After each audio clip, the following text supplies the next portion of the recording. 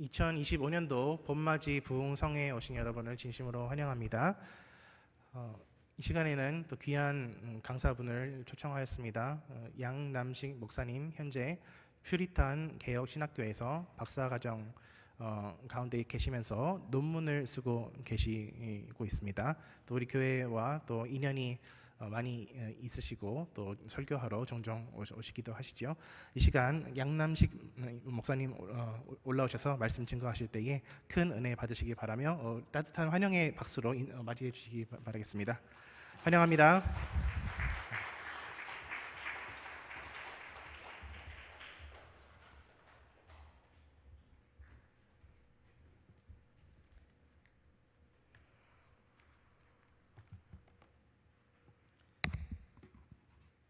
주님의 이름으로 평안의 인사드립니다.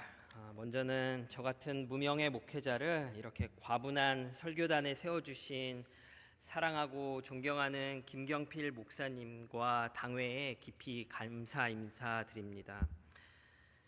작년 한 해 저와 제 가정이 그랜래피즈 한인교회에 참으로 많은 빚을 졌습니다. 셋째 아이가 수개월간 사경을 헤매며 중환자실에 있을 때 기도와 후원, 격려의 말씀이 저희에게는 매우 큰 버팀목이었습니다. 이 자리를 빌어 깊은 감사 인사드립니다. 신세 중에서도 밥 신세를 참 많이 졌습니다. 한 끼 한 끼 사실은 이제 연명하기도 버거운 영육의 상태에서 주일마다 식사를 챙겨주시던 권사님, 집사님, 사모님 모습이 지금도 선명합니다. 그래서 그 빛을 조금이라도 탕감 받으려고 이번 부흥의 말씀의 배경들도 모두 밥으로 찾아봤습니다. 물론 저와의 식사는 아니고요, 예수님과의 식사입니다. 부흥의 주제 역시 마찬가지입니다. 한 아이의 육체적인 회복을 위해 기도해 주신 여러분들이 떠올라서 말씀의 주제 역시 회복으로 정해봤습니다. 당연히 이제 회복의 주제는 육체의 회복이 아니라 영적인 회복, 하나님과의 관계 회복입니다. 이렇게 회복, 예수님과의 식사를 오늘과 내일을 통해서 나눠보고자 합니다. 제 소개 역시 조금 전에 설명들로 가름할 수 있을 것 같은데요. 한인교회에 많은 신세를 졌고 특별히 돌봐야 할 자녀가 있는 목회자입니다. 한 가지 더 첨언하면 교회의 진빚 말고도 저는 또한 복음의 빚진 자입니다. 그렇게 오늘 내일 제가 전할 내용은 굉장히 기본적인 복음, 예수님 이야기입니다. 그래서 오랜 신앙 생활을 하신 분들께는 조금 진부하고 지루한 내용으로 들리실 수도 있으시겠습니다. 그렇지만 평소에 다양한 주제를 담임 목사님을 통해 배워 가시기에 이러한 사경의 부흥회에서는 우리 신앙의 핵심인 복음과 그리스도, 그 진리에 다시금 흠뻑 젖어드는 게 필요하다고 이렇게 생각합니다. 그래서 오늘은 더 기본적인 이제 회복, 우리가 죄로부터의 회복이고요. 내일은 조금 더 좀 더 들어가서 우리의 신앙 생활에서 겪는 침체로부터의 회복입니다. 일단 그러기 위해서 성령의 조명과 도움이 필요하겠죠. 한 번 더 기도하고 본문의 말씀을 살펴보도록 하겠습니다. 기도하겠습니다. 선하시고 자비로우신 아버지 하나님, 오늘 우리가 주님의 말씀을 듣고자 이 자리에 모였습니다. 듣는 자에게는 들을 수 있는 귀와 열려있는 마음, 그리고 집중할 수 있는 체력을 허락하여 주시고, 전하는 자에게는 정결한 숯불을 입에 물리시어 주님의 말씀만으로 이 예배당이 채워지고 우리의 영이 다시 한번 하나님을 바라볼 수 있게 하여 주시옵소서. 부흥의 날 되게 하시고 회복의 밤이 되게 하여 주시옵소서. 예수 그리스도 귀하신 이름으로 기도드리옵나이다. 아멘. 오늘 본문인 마가복음 그 첫 장은 하나님의 아들 예수 그리스도께서 그분의 공생애를 시작하는 모습으로 열립니다. 요한에게 세례를 받으시고 광야에서는 시험을 받으시고요. 그리고 나서 구약에서 예언한 메시아 사역을 감당하셨습니다. 제자들을 부르시고 귀신을 내쫓으시고 병자를 고치시고 갈릴리 지역을 돌아다니시면서 사람들을 가르치십니다. 그리고 예수님의 사역 시작과 동시에 주변 모든 이목은 예수님을 향하기 시작했습니다. 마가복음 1장 28절입니다. 예수의 소문이 곧 온 갈릴리 사방에 퍼지더라. 셀폰이나 TV 뉴스, 소셜 미디어가 없던 시절, 운송 시설도 아주 원시적이던 오래오래전 이야기입니다. 그런 시절에 켄트 카운티 면적의 대략 3배, 그랜드 래피즈의 수십 배가 되는 온 갈릴리 사방에 예수님의 소문이 삽시간에 퍼졌습니다. 혜성같이 등장한 예수님의 파급력, 인기와 관심이 얼마나 컸는지 입증합니다. 이어지는 1장 33절에서도 온 동네가 문 앞에 모였더라라고 합니다. 온 동네가, 성읍에 있는 모든 사람이 예수님이 가시는 곳곳마다 모이고 있는 것입니다. 2장의 시작도 마찬가지입니다. 예수님이 가버나움의 어느 집에 계시다는 소문이 나니까 많은 사람이 문정은 성시를 이루었다라고 합니다. 오늘 본문인 13절 그 시작에서도 예수님께서 다시 바닷가에 나가심에 어떻다고 나와 있습니까? 큰 무리가 나왔거늘. 여러분께 드리는 첫 질문은 이겁니다. 사람들이 왜 그렇게 예수님께 모여드는 거였을까요? 왜 예수님께 모이고 있습니까? 지금 마가복음 이 저자 마가가 1장 2장 시작하면서 계속 그거를 반복하면서 알려주고 있습니다.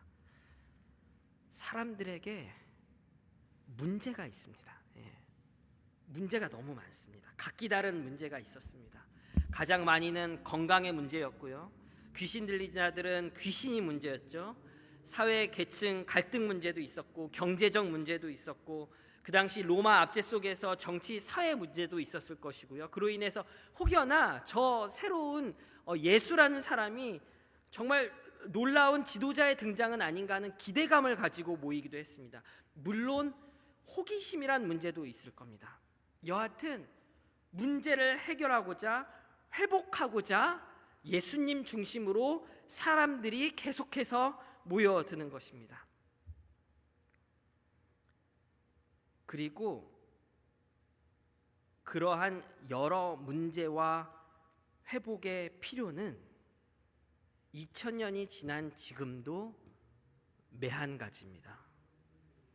더 다양해지고 더 심각해졌다고도 할 수 있습니다. 우리는 감사히도 미국이라는 이 경제 사회적으로 안정된 국가에 살고 있기에 의식주나 다른 몇몇 기초적인 문제는 덜 인지하고 있습니다. 하지만 전 세계적으로는 지금도 매해 수백만 명의 아이들이 기근과 질병으로 사망합니다. 33명 중에 1명은 장애를 가지고 태어납니다. 한국에서만 시간당 2명꼴로 그 문제를 극복하지 못한 사람들이 안타깝게 스스로 목숨을 끊고 있습니다. 사건, 사고는 여기저기서 일어나고 전쟁, 자연재해 등등 방송국은 매일의 뉴스거리를 걱정하지 않아도 될 만큼 전 세계적으로 많은 문제가 산재합니다. 개인의 인생만 봐도 사춘기를 보내고 대학교를 가고 취업을 하고 결혼을 하고 자녀를 낳고 자녀를 양육하고 그렇게 나이 들어가는 과정 중에 뭐 하나 쉬운 게 없고 뭐 하나 마음대로 되는 게 없습니다. 큰 문제, 작은 문제 상관없이 우리의 삶은 고달픈 일로 꽉 채워져 있습니다. 인생의 육해 공군전 다 겪으신 여기 계신 권사님들, 장로님들께 이렇게 젊은 분들은 좀 물어보십시오. 마음도 몸도 아픈 인생길이라며 맞장구 쳐주실 겁니다. 그렇지 않습니까? 오죽하면 욥기서는 인간의 인생은 짧은데 걱정만 가득하다 하고 말했습니다. 천국을 가리키는 요한계시록의 그 유명한 말씀 있죠. 21장 4절이요. 모든 눈물을 그 눈에서 닦아주시니 다시는 사망이 없고 애통하는 것이나 곡하는 것이나 아픈 것이 다시 있지 아니하니라. 거꾸로 그 말은 이 땅에서는 우리가 눈물 흘릴 일도 많고 애통하게 되고 곡할 일도 생기고 아프기도 하고 그리고 결국에는 죽음도 맞이한다는 것입니다. 정말 예수님처럼 기적을 베푸는 이가 내일이라도 그랜드 래피즈에 등장해서 누가 소셜 미디어에 동영상을 올린다면 전 세계 수많은 사람들이 돈사발을 들고 모여들 것입니다. 아마 저부터 맨 앞자리를 차지하려고 몸싸움을 벌이고 있을지 모릅니다. 제가 말하려는 바는 2000년 전이나 지금이나 앞으로나 우리는 어떠한 문제를 늘 껴안고 산다는 겁니다. 해결할 거리, 회복할 거리가 있다는 거죠. 우리 모두는 회복이 필요한 사람들입니다. 아픈 사람들입니다. 본문을 좀 더 살펴보겠습니다. 사람들의 시선이 많이 향하는 곳에는 늘 이를 경계의 눈초리로 바라보는 사람들도 함께합니다. 예수의 주변을 맴돌고 있는 당시 종교 지도자들이 본문에 또 등장합니다. 이따 더 이야기하겠지만 예수님의 공생의 시작부터 그분의 말씀과 행동들은 그 당시의 풍습과 종교 행위로는 도저히 납득 용납되지 않는 것이었습니다. 그래서 오늘 본문을 포함하여 2장 3장에서는 예수님과 종교 지도자 사이에 긴장 상태가 계속해서 그려집니다. 오늘 본문 앞에서는요, 중풍병자를 고치신 일로 서기관들이 예수님께 시비를 걸고요, 또 본문 직후에는 금식과 안식일이라는 문제를 가지고 예수님과 종교 지도자들이 논쟁을 벌입니다. 오늘의 말씀에서는요, 예수님께서 마태의 집에 들어가 식사하는 이유를 가지고 지금 그들이 공격을 하고 있습니다. 자, 다시 본문을 보시죠. 1장에 이어서 예수님께서 또 한 명의 인물을 제자로 부르십니다.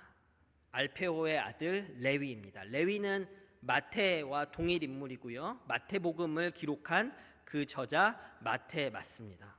근데 한 가지 문제는 그의 직업과 관련이 있습니다. 마태는 세리였습니다.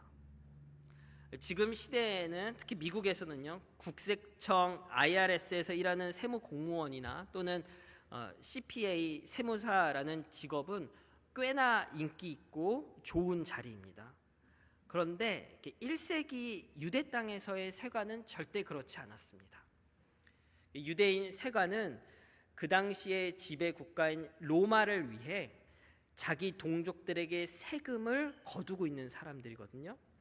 그런데 이 세리들은 정해진 세금 이외에 자신의 몫을 추가로 부풀려서, 그러니까 뻥튀기 해가지고 불법적인 이득을 취하고 있었습니다. 마태가 세관 일을 보는 갈릴리는 유동 인구도 많고요, 그리고 수산업이 매우 활발해서 적지 않은 부의 축적은 가능했을 것입니다. 그러나 같은 유대인들에게는 철저히 소외되고 멸시받았습니다. 종교적으로는 사람들을 이렇게 등쳐먹는 도적으로 간주되었고요. 부정한 자, 죄인으로 불리며 예배당에도 들어올 수 없도록 막아버렸습니다. 사회적으로는 신뢰 없는 자라고 간주했기 때문에 법정에서 증인으로도 쓸 수 없는 사람들이었습니다. 말에 신뢰가 없다고 봤기 때문이죠. 그러한 마태를 예수님께서 제자 삼으셨습니다. 그리고 거기서 멈추시는 게 아니죠. 마태의 집으로 들어가십니다.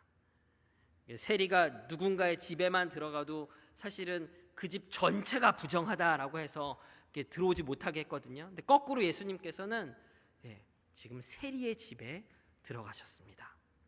거기다 마태가 초청한 그의 친구들, 그와 같은 부류로 여겨지는 자들과 먹고 마시고 계십니다. 2장 15절에서 예수님이 마태의 집에 앉아 계시다고 나왔는데요. 원문 표현과 당시의 풍습으로 이해하면 비스듬히 누워서 식사를 하고 계신 겁니다. 좀 옛날 영화 보셨으면 그런 장면들 기억하실 겁니다. 당시에는 연회나 잔치 같은 경우 이렇게 쿠션을 옆구리에 이렇게 기대고 놓고 이렇게 기대서 이렇게 식사를 하셨거든요. 그러니까 예수님이 잠깐 마태의 집에 들어가서 다과 정도 드신 게 아니라 그 당시 식사 문화 그대로 아예 공식 만찬에 함께 하고 계신 것입니다. 주식이던 빵이나 수프 아니면 포도주 이런 음식을 마태의 친구들, 세리 또는 죄인이라 불리우는 도덕적, 종교적으로 철저히 배제된 무리들과 함께 하고 계신 겁니다. 빵이 하나하나 이쁘게 포장돼서 나오는 파리바게트 빵이 아니에요. 그리고 그 큰 빵을 손으로 뜯어서 지금 돌려 먹는 거거든요.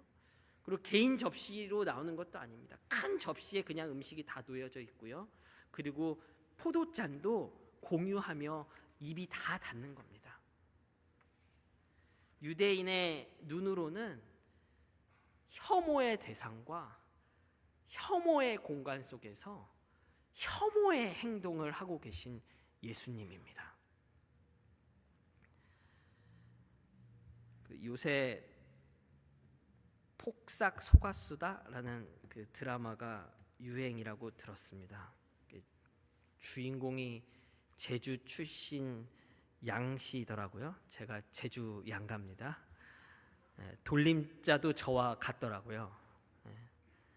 근데 이제 그분의 활치한 키나 훌륭한 외모를 봐서는 저희 집안뿐은 아니고 가상 인물이 확실합니다. 근데 이제 제가 드라마를 잘 보지도 않고 설교 중에는 그런 얘기를 거의 안 하는데 어찌하다 거기 나오는 한 장면을 보게 됐고 그 장면이 예수님의 지금 식사와 연결이 되더라고요. 한국의 풍습처럼 그 드라마 안에서 이제 남녀가 따로 식사를 하고 있었습니다. 60, 70년대가 배경인 것 같아요. 남자 주인공이 식사 중에 자세를 돌려서 어머니, 아내, 그리고 딸이 있는 그 밥상에서 식사를 하게 되는 장면입니다. 그 집안 사람들에게는 그 남자분의 몸을 돌린 작은 행동, 그 작은 몸짓이 큰 파장이었을 겁니다. 지금 마태의 집에서 세리와 죄인들과 함께 식사하는 예수님의 모습은 그와는 비교할 수 없을 만큼의 많은 의미를 내포하고 있는 것이죠. 이 상황을 파악한 바리새인 서기관들, 유대의 종교 지도자들이 이 논란거리를 제공한 예수님께 좋다구나 달려듭니다. 뭐야, 저 예수는 지금 세리들과 같이 있네. 같이 밥을 먹고 있잖아. 어찌해서 예수는 저 죄인들과 함께 밥을 먹고 있지? 예수님의 답변을 같이 읽어볼까요? 17절입니다. 시작.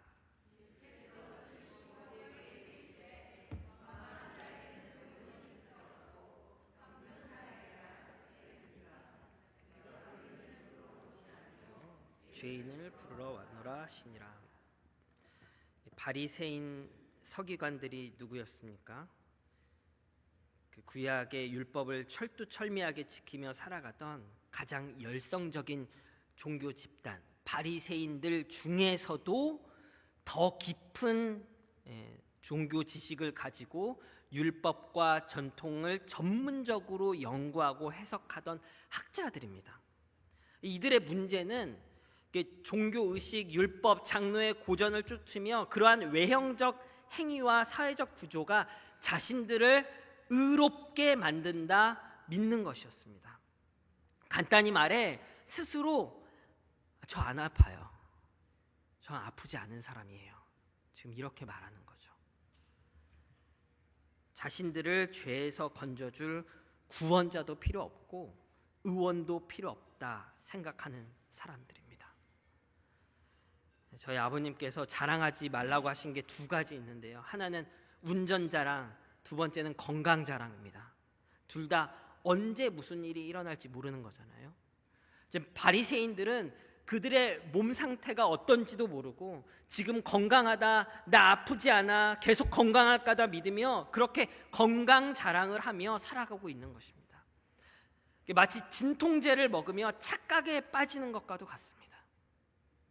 여러분 아시겠지만 너무 많이 아프면요 진통제를 찾습니다. 진통을 일시간 못 느끼도록 신경계를 조종하는 겁니다. 근데 사실 아픈 곳을 고쳐주는 건 아니잖아요. 진짜 아픈 곳을 들여다보지 않고 진통제만 먹으면서 지금 바리새인들이 나 안 아픈데? 나 멀쩡해요. 나 앞으로도 괜찮을 것 같은데? 그런 착각을 하며 사는 겁니다. 완악하고 교만한 마음을 가진 바리새인을 보게 되는 것입니다. 한 바리새인이 성전에서 드린 기도가 기억나시나요? 하나님이여, 나는 다른 사람들 곧 토색, 불의, 간음을 하는 자들과 같지 아니하고 이 세리와도 같지 아니함이 감사하나이다. 그게 바리새인이 세리 앞에서 드린 기도였습니다. 건강하다고 착각하며 참된 회복을 원치 않는 사람들이었습니다.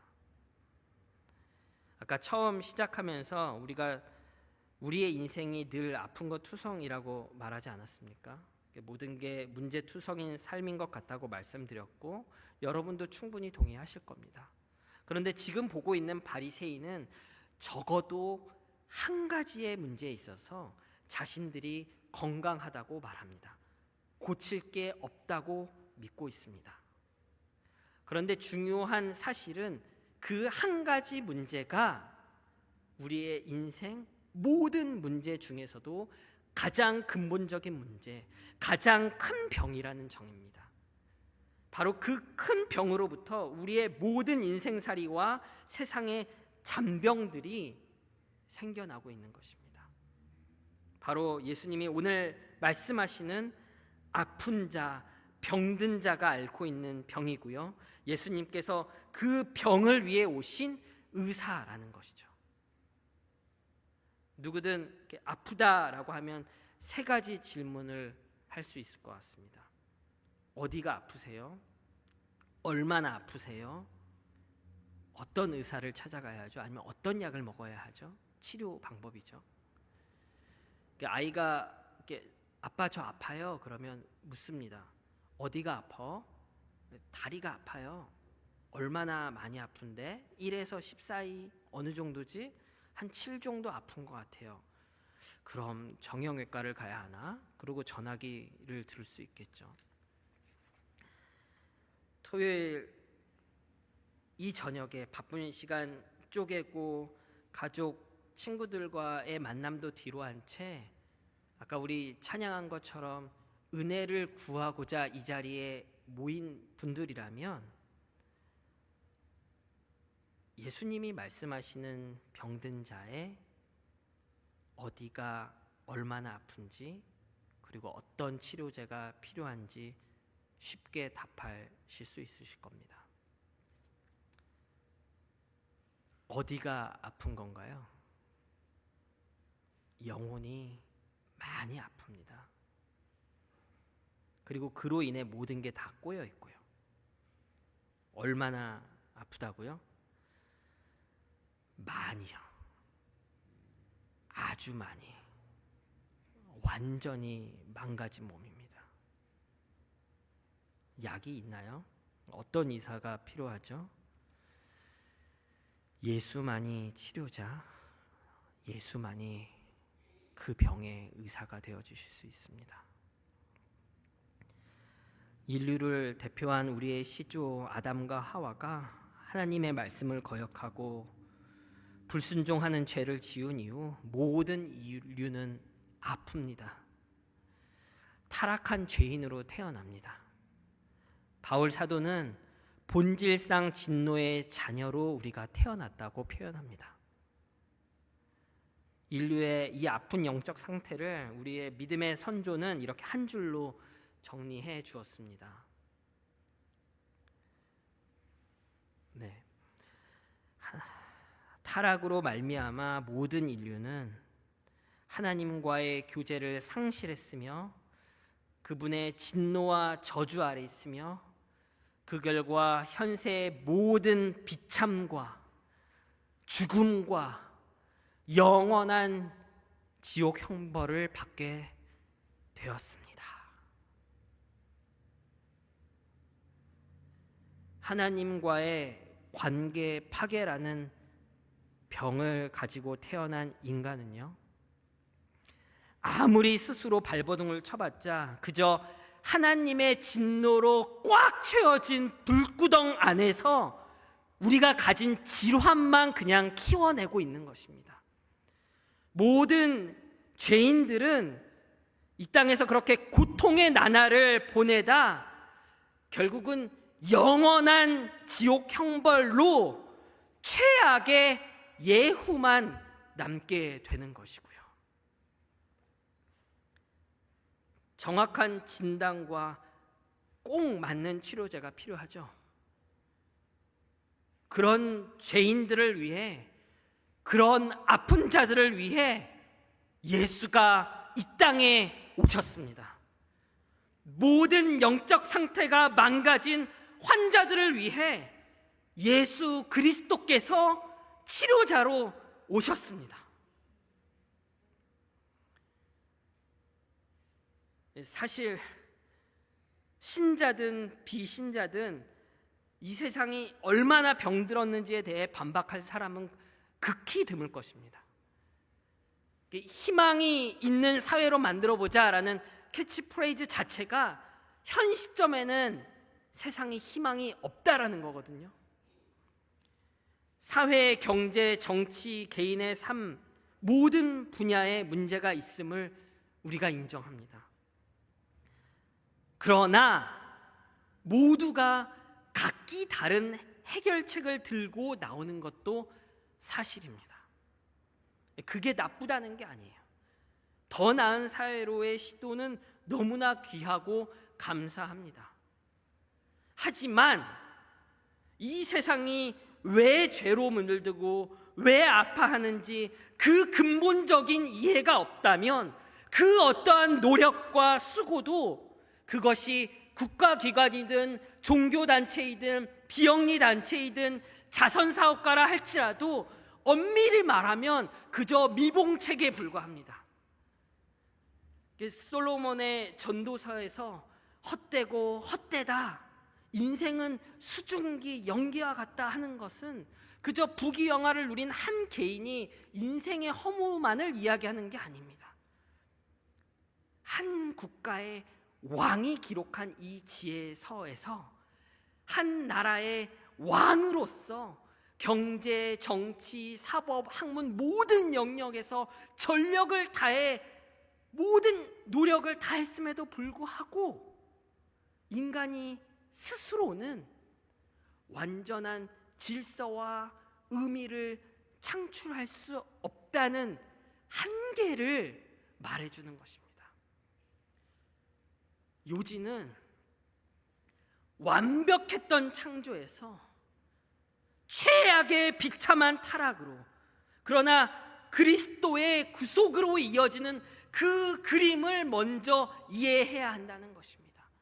쉽게 말해 이 타락한 세상이 최우선적으로 필요한 건 누구라고요? 그리스도라는 겁니다. 그리스도만이 우리 인류의 근본적인 병을 고칠 수 있는 유일한 치료자임을 놓치지 말아야 한다는 것입니다. 오직 예수만이 우리를 비참과 죽음 그리고 지옥 형벌의 저주에서 건져주시는 것입니다. 오직 예수만이 자신을 내어주시어 십자가에 피 흘리시고 그 피값으로 죄인들을 사신 구속자가 되어주십니다. 오직 예수만이 죄인을 부르시어 구원하기 위하여 육신의 몸을 입고 이 땅에 오신 하나님의 아들이십니다. 철로역정이라는 책을 보면 크리스찬이라는 주인공이 이따만한 보따리를 들고 다니거든요. 그 보따리를 그리스도의 십자가 아래 내려놓기 전까지는 그 보따리의 무게로 우리는 날마다 아파하고 고통스러워하고 힘겨워하는 인생길을 살 수밖에 없다라는 것입니다.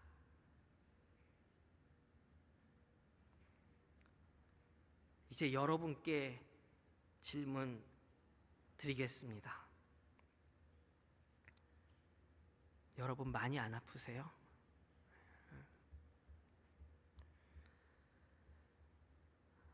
여러분 큰 병을 가지고 태어나신 거 아닙니까?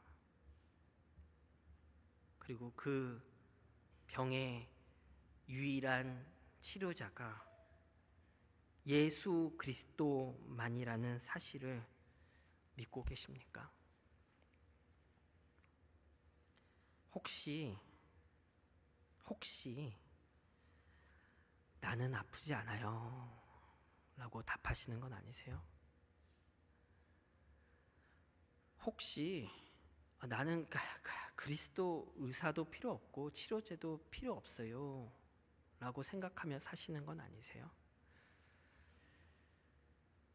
목사님 저 모태신앙이에요.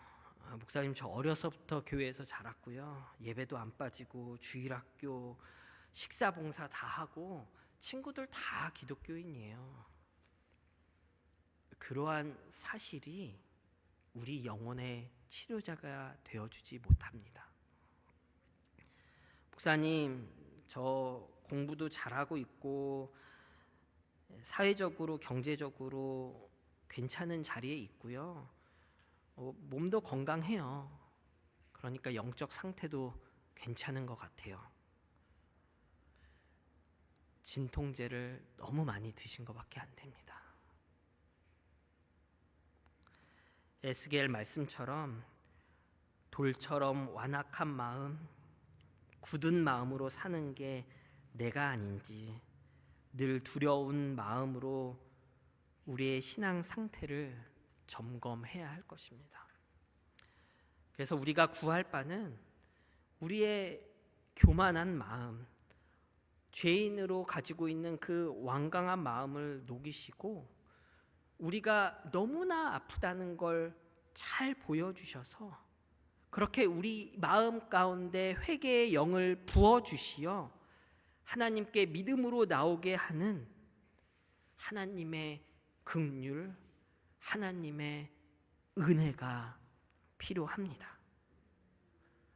디도서 3장 5절입니다. 같이 읽어보겠습니다. 시작.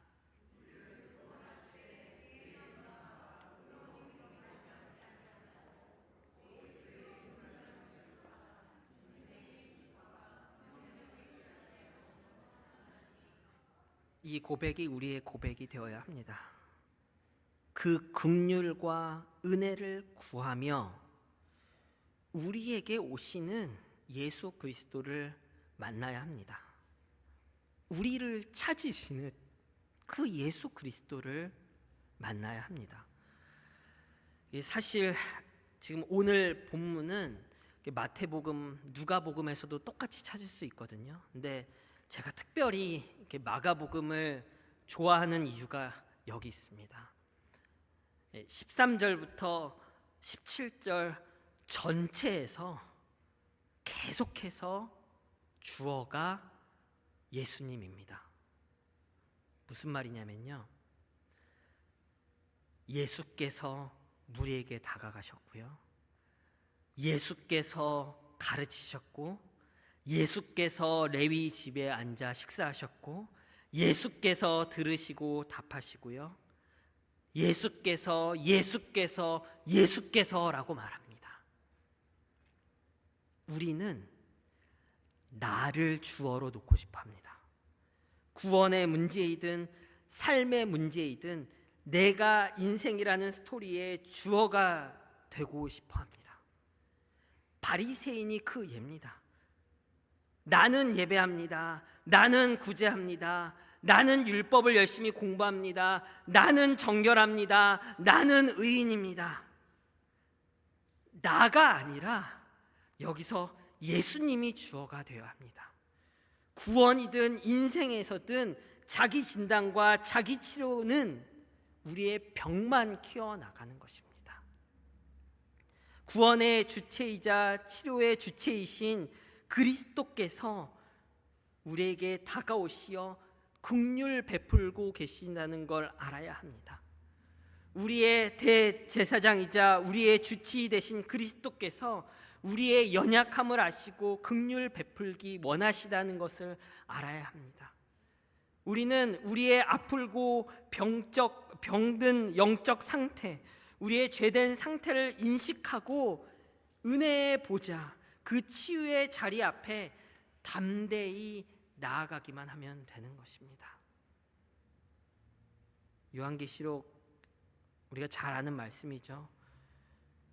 볼지어다 내가 문 밖에 서서 두드리노니 누구든지 내 음성을 듣고 문을 열면 내가 그에게로 들어가 그와 더불어 먹고 그는 나와 더불어 먹으리라. 바리새인의 기도 옆에서 무릎 꿇고 고개도 못 든 채 기도한 세리의 고백처럼 하나님 불쌍히 여기시옵소서, 내가 죄인이로소이다. 그 고백과 함께 문을 여십시오. 내가 죄인이라는 사실을 인정하고 나의 영혼이 너무 아프다는 걸 인정하고 치료자이신 그리스도가 필요하다고 외쳐야 합니다. 여기 계신 많은 분들이 이 복음으로의 초대가 처음이 아닌 줄 압니다. 하지만 정말 혹시라도 처음으로 이 하나님의 구원의 은혜를 구하시는 거라면 기억하십시오. 예수님이 여러분의 이름을 아무개야 하며 부르고 계십니다. 대답하시겠습니까? 저는 죄인입니다. 불쌍히 여기시옵소서. 저를 구원하여 주시옵소서. 이미 구원의 감격을 누리고 살아계신다면 오늘의 말씀이 여러분에게 잃어버린 여러분의 영적 상태를, 그리고 여러분의 정체성과 삶의 방향성을 다시금 되새기는 시간이 되었으면 합니다. 이사야 53장 말씀입니다. 같이 읽어볼까요? 시작.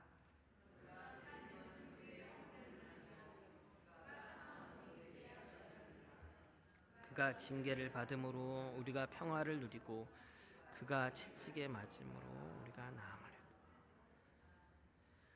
우리가 나음을 입었도다.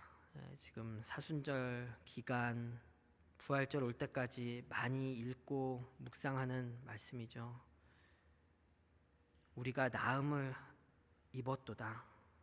그러나 이 기간만 아니라 매 주일마다 매일의 아침과 저녁에서 예수님이 오신 그 목적, 고난의 목적, 부활의 이유를 깊이 상고하시기 바랍니다. 그분이 여러분의 문 앞에서 노크하십니다. 그분이 마태의 식탁에서 앉으신 것과 같이 여러분과 함께 식사하고 계십니다. 누구야? 너무 아프지? 너무 힘들지? 내가 고쳐주마. 내가 지켜주마. 그렇게 여러분의 식탁에 앉기를 원하십니다.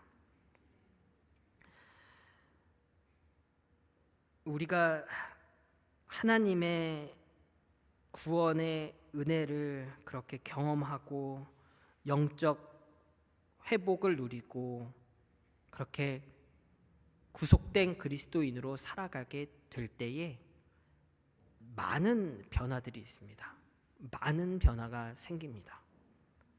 물론 그 변화가 우리가 인생에서 가진 문제들이 모두 회복하는 변화는 아닙니다. 허리는 계속 아플 수 있고요. IQ가 50씩 급상승하는 것도 아닙니다. 학교나 회사에서의 관계는 여전히 어렵고요. 우울한 나의 감정 상태를 벗어나게 해줄 호르몬이 급증하는 것도 아닙니다. 그럼에도 그러한 삶의 문제와 고통을 이해하고 마주하는 방식은 바뀔 수 있습니다. 마음가짐의 변화 이상으로 성령께서 우리에게 주시는 영적 변화가 일어납니다. 동일한 현실의 아픔 속에서도 성령의 열매를 맺도록 도우시고요. 치열한 영적 전쟁에서 싸워 이길 수 있도록 성령의 전신갑주도 우리에게 허락하실 겁니다.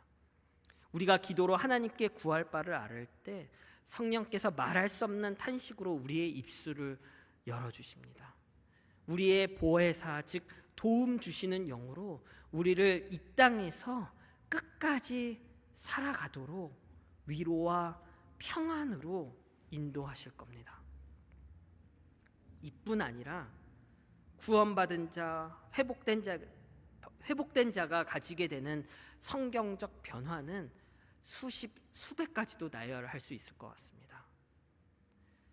하지만 오늘은 본문에서 보여주는 한 가지 내용을 더 가지고 남은 시간을 조금 더 할애해 보겠습니다. 그리스도의 마음을 닮아가는 변화, 세상과 주변의 고통을 함께 아파하는 변화입니다. 이 변화는 오늘 설교에서 조금 더 좀 적용할 수 있는 내용이라고도 할 수 있을 것 같습니다. 오늘 이야기에서 잠시 잊고 있던 인물 한 명 있었죠. 마태로 다시 돌아가 보겠습니다. 본문에서 예수님을 따르겠다고 제자로 살아보겠다고 다짐한 그리고 행동한 마태입니다. 이 마태가 제일 먼저 한 게 뭐죠?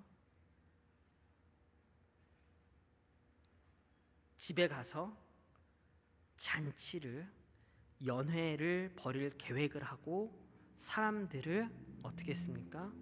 초대했습니다. 예수님을 따라 떠나기 직전에 그냥 이별 잔치를 친구들과 한 게 아닐 겁니다. 그보다는 자신과 같은 처지였던 아픈 이들, 소외된 이들, 고통받는 이들을 예수님께로 이끌고자 한 거죠. 그런데 본문 15절을 보시면요, 많은 세리와 죄인들이라고 했습니다. 같은 절에서 그러한 사람이 많이 있어서라고 반복합니다.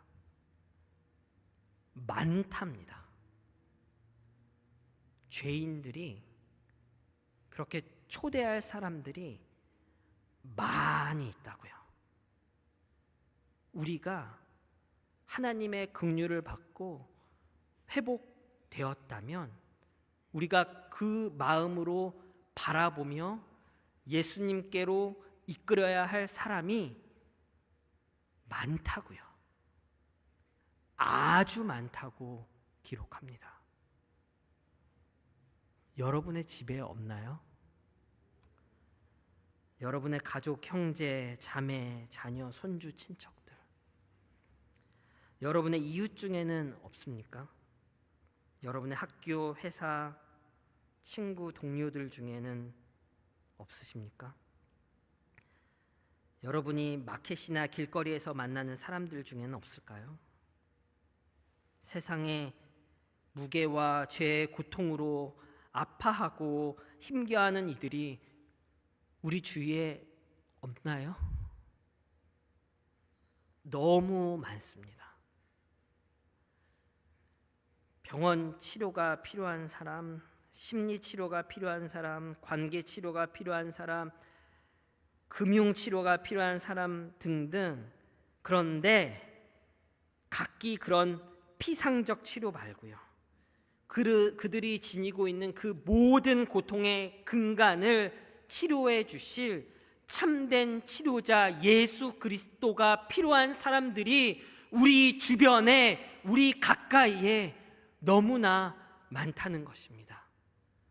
마태가 그 주위의 친구들을 데려온 것처럼 우리가 긍휼한 마음으로 데려와야 할 사람들이 너무나 많습니다. 환자의 마음은 환자가 가장 잘 이해할 수 있습니다.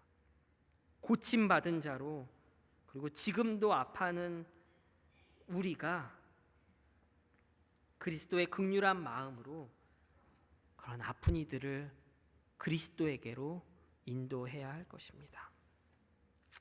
그런데 이미 초대된 사람들도 있죠.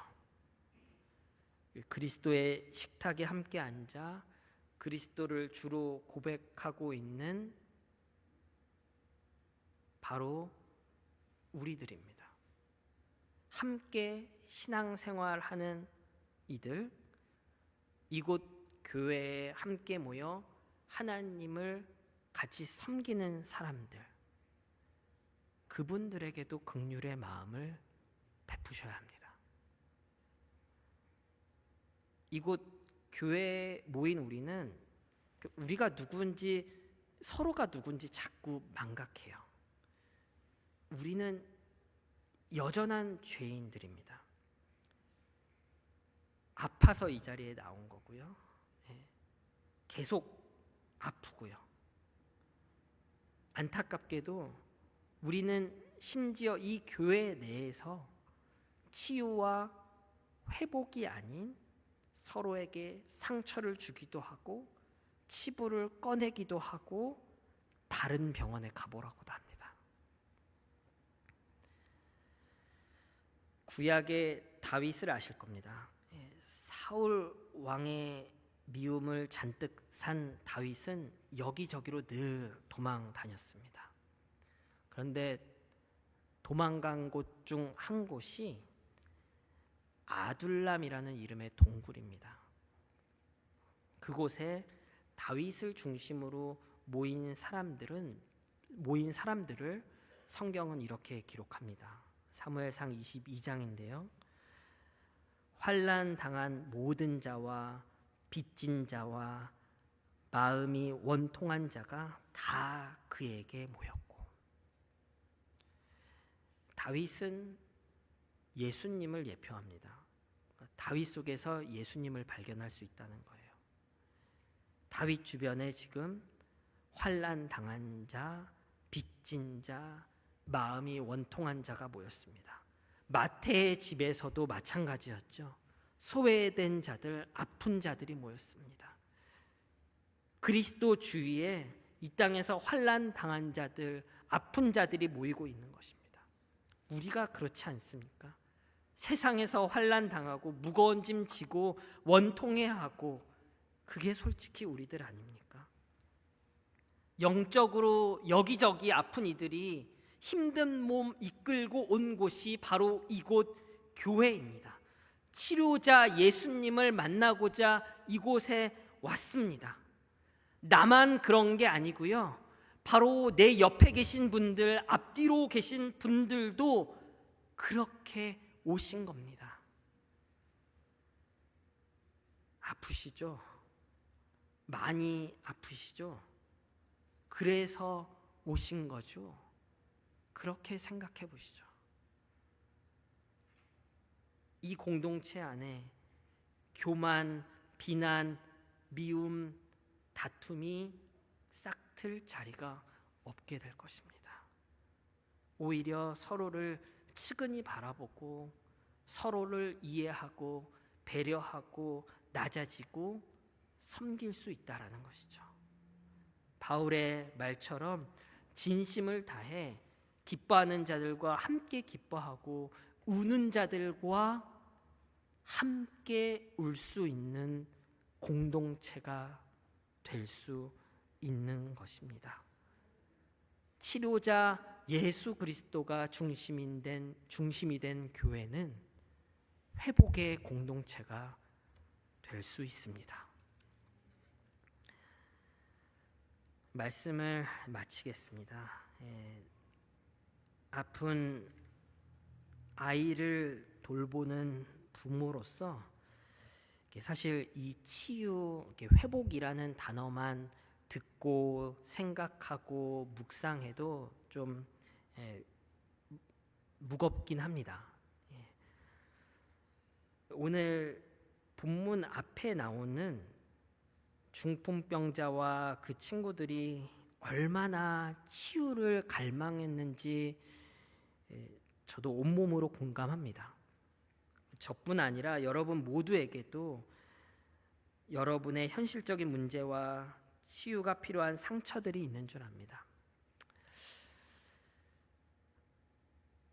그런데 우리가 말씀을 마무리하면서 기억해야 할 것은 우리가 그리스도를 죄인의 치료자로 사모하는지 아니면 단지 중풍병자의 치료자로만 원하는지입니다. 성경의 시대나 21세기 현재나 현실적 문제 해결만을 해결하기 위해 그리스도를 찾는 사람들이 있습니다. 예수가 아니라 할지라도 큰 고난을 겪는 이들에게 지푸라기라도 붙잡고 심정, 그 무엇이든지 그 누구에게든지 도움을 구하려고자 하는 그 심정 당연합니다. 그런데 순서상으로 예수님은 중풍병자의 죄를 먼저 사하셨습니다. 그 말이 서기관들의 반감을 사게 된 거고요. 그래서 예수님께서 죄 사함을 받았느냐가 아니면 일어나 내 상을 가지고 걸어가야 하느냐, 그 말이 어느 게 쉽겠느냐라고 말씀하신 겁니다. 그 말씀 후에 중풍병자를 치유해 주셨습니다. 여러분께 끝으로 던지고 싶은 질문은 이겁니다. 여러분 죄 사함을 원하십니까? 아니면 중풍병자의 치료를 원하십니까? 둘 다 원합니다. 맞습니다. 그런데 우리가 죄 사함과 현실적 문제의 치료 사이에서 하나님께 정말로 원하고 있는 것은 무엇이냐라는 겁니다. 우리가 드리는 기도의 내용을 되짚어 보면 우리의 죄를 구원하시려는 치료자 그리스도와 우리의 현실적 도움을 주시는 그리스도 사이에서 얼마나 한쪽으로 치우쳐 있는 건 아닌가요? 우리가 다른 수많은 문제에 있어서는 예수님의 바지자랑 붙잡고 도와달라고 치료해달라고 기도하는데 정작 우리의 모든 문제의 근간이 되는 그 죄에 있어서는 얼마나 민감한 마음으로 그리스도를 치료자로 찾고 있느냐 하는 것입니다.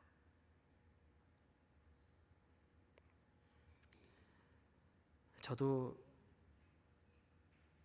현실 속 마주하는 모든 아픔을 하나님께서 치료해 주시기를 원합니다. 참 많이 원합니다. 그렇게 해주실 수 있음도 알고요. 그렇지만 죄로부터의 회복이 없다면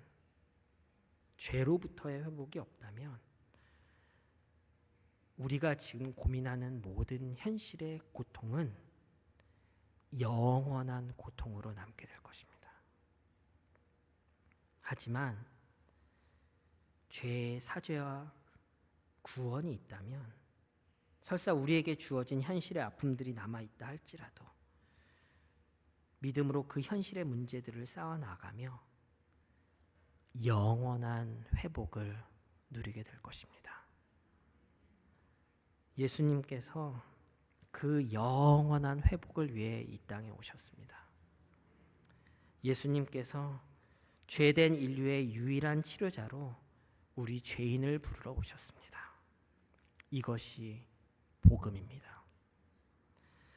건강한 자에게는 의사가 쓸데없고 병든 자에게라 쓸데있느니라. 나는 의인을 부르러 온 것이 아니요 죄인을 부르러 왔노라. 아멘. 이 시간 우리가 몇 가지 기도 제목을 가지고 기도하기를 원합니다. 우리가 아픈 데가 참 많습니다. 구체적인 기도 제목 참 많습니다. 그렇지만 지금 이 시간만큼은 나와 하나님과의 관계만을 생각하고 하나님이 주신 그 감당할 수 없는 은혜만을 묵상하면 좋겠습니다. 하나님이 누구신지 내가 누구인지 기억하며 시편 기자의 고백처럼 근심 중에 여호와께 부르짖는 우리를 보시옵소서라고 기도하면 좋겠습니다. 둘째로 우리 주변에 복음이 필요한 이들이 없는지 떠올리면서 하나님의 긍휼이 우리 가정, 우리 교회, 내가 속한 또 다른 공동체, 넓게는 이 지역과 국가와 모든 열방에 퍼지도록 그리스도의 마음을 품고 기도하겠습니다. 함께 이 시간 기도하겠습니다.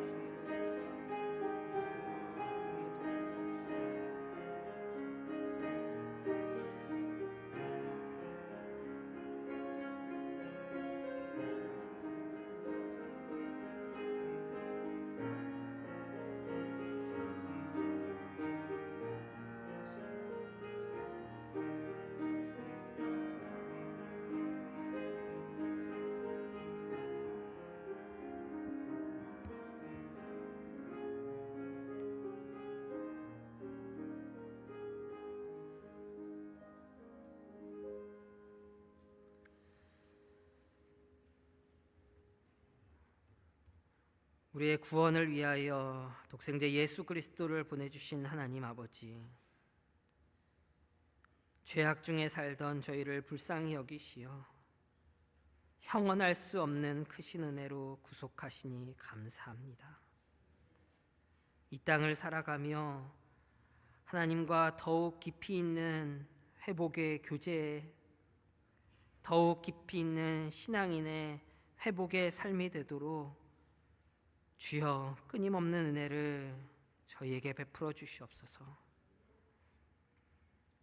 여호와의 인자하심이 또한 우리를 통하여 다른 이들의 삶으로 선하게 전해지게 하시고 각 가정과 교회와 속한 공동체에서 하나님이 하시는 그 구속 사역을 바라보며 그로 인해 하나님을 찬양하는 우리의 인생 되게 하여 주시옵소서. 예수 그리스도 그 귀한 이름으로 기도드리옵나이다. 아멘.